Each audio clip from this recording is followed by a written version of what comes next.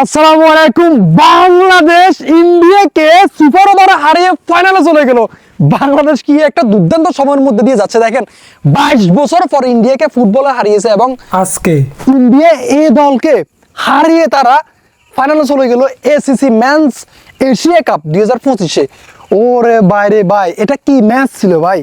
আপনারা যারা দেখেছেন তারা নিশ্চয়ই জানেন, এবং যারা দেখেন নাই তারা অনেক বড় জিনিস মিস করে ফেলছেন ভাই। এটা কি ধরনের ম্যাচ, এবং কি আমাদের আমাদের আকবর আলী এটা কিভাবে করতে পারে, এই ভুলটা কিভাবে করতে পারে? আমাদের Akbar Ali under-19 world cup জয়ী অধিনায়ক এবং তার অনেক এক্সপিরিয়েন্স রয়েছে, এত বছর ক্রিকেট খেলতেছে। হয়তোবা ভাই তার সাথে যারা রয়েছে শামীম পাটোয়ারি, তাহিদ হৃদয়, তারা সবাই ইন্টারন্যাশনাল ক্রিকেট খেলতেছে এবং অনেকগুলো ম্যাচ খেলে ফেলছে, বাট আনফর্চুনেটলি সে সুযোগ পাইতেছে না বিভিন্ন কারণে। এখন আমরা জানি যে আমাদের ইন্টারন্যাশনাল সার্কিটে অনেক প্লেয়ার রয়েছে, তো আকবর আলীর মতো অনেক প্লেয়ার রয়েছে, দ্যাটস ওয়াই সে সুযোগ পাইতেছে না, না হলে সে কিন্তু অনেক আগে সুযোগ পাইতো।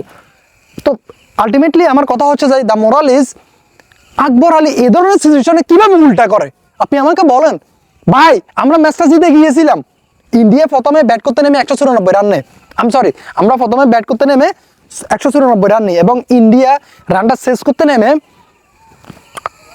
ম্যাচটা জিতার জন্য তাদের দরকার ছিল এক বলে 4টা রান। ওই জায়গায় আমরা ম্যাচটা একদম জিতে গিয়েছিলাম। বাউন্ডারি হয় নাই লাস্ট বলে, কিন্তু এরপর আমরা ম্যাচটা ড্র করে ফেলছি আকবর আলীর একটা ভুলের কারণে। কেন অবাধ থ্রোটা তুমি ওই মুহূর্তে করবা? যাই হোক, ম্যাচ শেষে সে হয়তোবা এটার জন্য অনুতপ্ত হয়েছে, ক্ষমা চাইছে, বাট এ ধরনের ভুল করা উচিত নয় আমি মনে করি। বুঝতে পেরেছেন? যেখানে পুরো ম্যাচটাই শেষ হয়ে গেল। কি রে ভাই, ক্রিকেট এটা তো হতেই পারে, এটা ক্রিকেট, এখানে হতেই পারে, তবে সামনে থেকে এই ধরনের ভুল করা যাবে না। আর আমাদের রিপন মন্ডল ভাই, যার কারণে আকবর আলী ম্যাচটা ডুবাইছে, আমাদের রিপন মন্ডল ম্যাচটা জিতেছে ভাই। সুপার ওভার কোনো রান দেয় নাই ভাই। এক রানে বাংলাদেশ সুপার ওভারে ম্যাচটা জিতেছে, তাও ইন্ডিয়ার বোলার হোয়াইট দিয়েছে। বাংলাদেশের কোনো ব্যাটার রানও নেয় নাই। তো ভাই সুপার ওভারে ভাই কোনো রানে দেয় নাই, কি একটা বোলার! এই বোলারটাকে তো যত্ন নেওয়া উচিত এবং তাকে আমাদের বাংলাদেশ ন্যাশনাল টিমের হয়ে খেলানো উচিত। কি মনে করেন? আমি তার বোলিংয়ে অবাক, একদম ইমপ্রেস।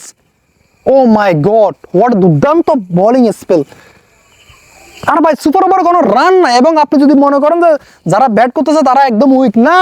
জিতেশ শর্মা যেখানে ইন্ডিয়ার হয়ে খেলে, ইন্ডিয়ার হয়ে ইন্টারন্যাশনাল ক্রিকেট খেলে, T20, এবং বেঙ্গালুর হয়ে 2024 IPL-এ দুর্দান্তভাবে খেলে বেঙ্গালুরুকে IPL জিতেছে। হ্যাঁ, সে প্লেয়ারকে সে পরাস্ত করছে প্রথম বলেই। এই আমাদের রিপন মন্ডল তাকে দুর্দান্ত লেগেছে, এবং আশা করি যে সে সামনে হয়তো আমাদের ইন্টারন্যাশনাল